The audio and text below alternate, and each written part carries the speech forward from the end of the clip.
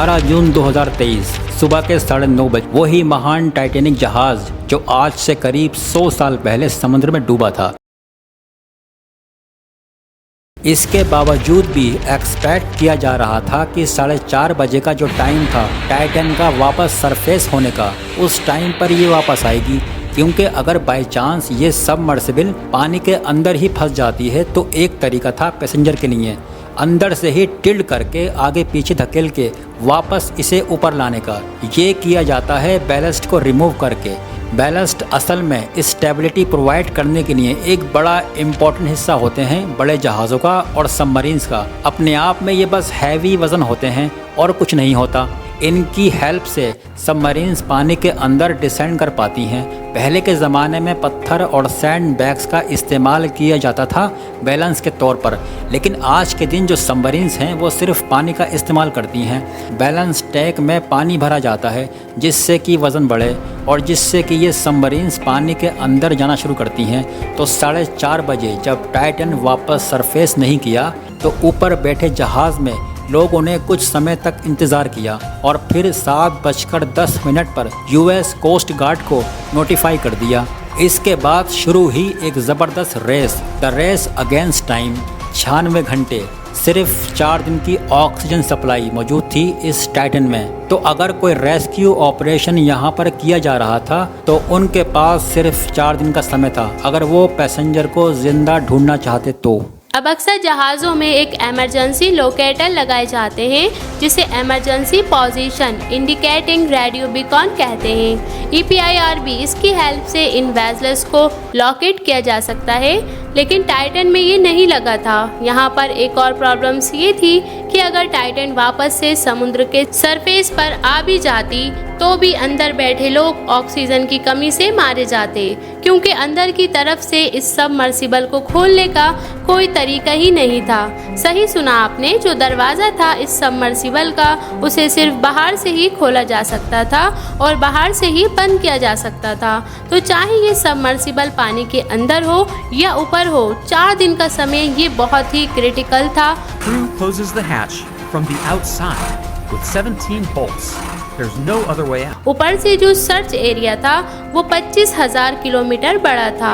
इतने बड़े एरिया में एक वैन जितनी सबमर्सिबल को ढूंढना, आप इमेजिन करो कि कितना मुश्किल काम है ये। गोवा जो ये स्टेट है हमारी, इससे 7 गुना बड़ा एरिया होता है और जो डीपेस्ट अंडर वाटर रेस्क्यू अभी तक किया गया था वो सिर्फ 480 मीटर डीप तक किया गया था साल 1973 में। लेकिन फिर भी रेस्क्यू टीम ने अपनी पूरी जी जान लगा दी। शुरुआत में 2 अमेरिकन हवाई जहाज और 2 कनाडियन हवाई जहाज ने इस ऑपरेशन को शुरू किया। इन दोनों में सोनार को डिप्लॉयड किया गया जिससे कि ये पानी के अंदर भी डिटेक्ट कर सकते हैं। सरफेस पर 3 जहाज़ों ने सर्च करना शुरू किया, लेकिन जैसे जैसे टाइम गुजरता गया और शिप आती गई, सर्च ऑपरेशन में कुछ रिमोटली ऑपरेटेड व्हीकल यानी ROVs का भी यूज़ किया गया। ये बेसिकली एक रोबोट टाइप व्हीकल समझ लो जिसमें कोई अंदर बैठता नहीं है, लेकिन ये पानी के अंदर डुबकी लगा के चीज़ों को ढूंढ सकते हैं और पानी के सरफेस से इन्हें कंट्रोल किया जाता है। 3 रोव्स यहाँ पर इसकी खोज कर रहे थे। 3 दिन तक खोज करने के बाद इस सर्च ऑपरेशन के तीसरे दिन एक कनाडियन एयरक्राफ्ट का सोनार कुछ बैगिंग नॉइस सुनता है। आधे घंटे के इंटरवल्स में कुछ आवाज़ें सुनाई देती हैं जैसे कि कोई दरवाज़ा मार रहा हो। बाद में यूएस कोस्ट गार्ड को भी आवाज़ें सुनाई देती हैं। फाइनली जाकर 22 जून को एक रोव्स जो ओशियन के फ्लोर पर खोज कर रहा था उसे कुछ मलबा दिखाई देता है। टाइटैनिक जहाज के बाव से करीब 490 मीटर दूर इसे देखते ही ये कंफर्म हो जाता है कि ये सबमर्सिबल टूटकर चकनाचूर हो चुकी है। जो लोग इसके अंदर बैठे थे वो सब अपनी जान खो चुके थे। बाद में खोज करने पर टोटल में 5 डेब्रीज के पीसेस निकलते हैं। Same day US coast guard की तरफ से कंफर्मेशन आती है एक प्रेस कॉन्फ्रेंस में कि जो बैंगिंग नॉइज उन्होंने सुनी थी उसका इस टाइटन सबमर्सिबल से कोई कनेक्शन नहीं था। एक्चुअली में एक कंक्लूजन यहाँ पर निकाला जाता है कि टाइटन हाई प्रेशर की वजह से इम्प्लोडेड कर गई। इम्प्लोजन शब्द सुनकर आपको लग रहा होगा कि इसका मतलब है कि फट जाना, लेकिन इसका मतलब एक्चुअली में एक्सप्लोजन शब्द का उल्टा होता है। हम एक्सप्लोजन शब्द का यूज़ करते हैं जब भी कोई धमाका होता है, जैसे कि बम फट गया जो फोर्स होती है वो बाहर की तरफ जाती है, लेकिन इम्प्लोजन में जो फोर्स होती है वो अंदर की तरफ लगती है। स्क्यूज होकर फट जाना ये होता है इम्प्लोजन, और ये कैटरिस्ट्रोपिक इम्प्लोजन का मतलब है जो इम्प्लोजन इतनी तेज़ी से हुआ कि पूरा का पूरा स्ट्रक्चर ख़त्म हो गया और इसमें मिलीसेकंड का भी समय नहीं लगा। इसका मतलब है कि जो लोग बैठे थे वो इमीडिएटली पलक झपकते ही मारे गए और उनको कोई अंदाज़ा भी नहीं हुआ इसका। अब सवाल यहाँ पर ये उठता है कि आखिर क्या वजह है इस इम्प्लोजन के पीछे। असल में जो टाइटन की मेन बॉडी थी, जैसे कि हमने आपको बताया कि वो कार्बन फाइबर की बनी थी, लेकिन आमतौर पर जो सबमरीन और सबमर्सिबल बनाई जाती है वो स्टील, टाइटेनियम या एल्युमिनियम की बनाई जाती है। टाइटन का ये कार्बन फाइबर डिज़ाइन एक एक्सपेरिमेंटल डिज़ाइन था। समुद्र में इतनी नीचे कार्बन फाइबर की प्रॉपर्टीज़ कैसे काम करेगी ये आज से पहले किसी ने सही ढंग से टेस्ट नहीं किया था, और इस डिज़ास्टर को देखकर हम कह सकते हैं कि कार्बन फाइबर एक सूटेबल मटेरियल नहीं है इस यूज़ केस के लिए।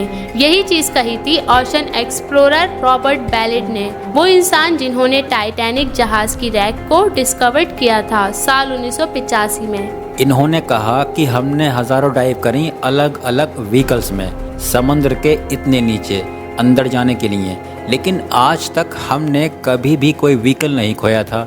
ये फर्स्ट टाइम हुआ कि कोई सबमरीन या सबमर्सिबल इस तरीके से इम्प्लोडेड हो गई। If you look at our history, it's safer to be in a submarine like Alvin, that I spent many years in, than driving on I-90. James Cameron जो फेमस टाइटैनिक और अवतार फिल्मों के डायरेक्टर हैं, ये खुद बहुत बार जा चुके हैं डीप सी में अलग अलग एक्सपीडिशन में।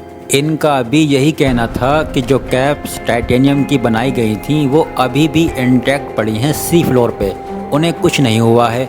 लेकिन वहीं जो कार्बन फाइबर की मेन बॉडी थी वो अब टुकड़ों में बिखरी पड़ी है। इन्होंने बहुत स्ट्रांगली क्रिटिसाइज़ किया टाइटन को, ये कहते हुए कि यहाँ पर सेफ्टी रेगुलेशन फॉलो ही नहीं किए गए। और ओशियन गेट कंपनी के सीईओ के आप पुराने इंटरव्यू देखोगे तो यही चीज़ आपको बार बार सुनने को मिलेगी।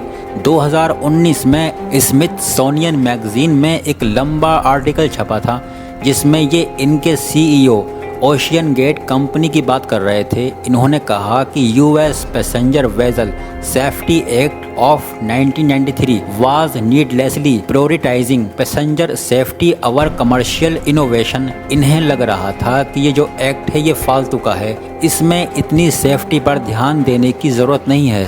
पिछले साल एक और इंटरव्यू में इन्होंने कहा था, at some point safety just is pure waste. I mean, if you just want to be safe, don't get out of bed, don't get in your car, don't do anything. You know, at some point, safety just is pure waste.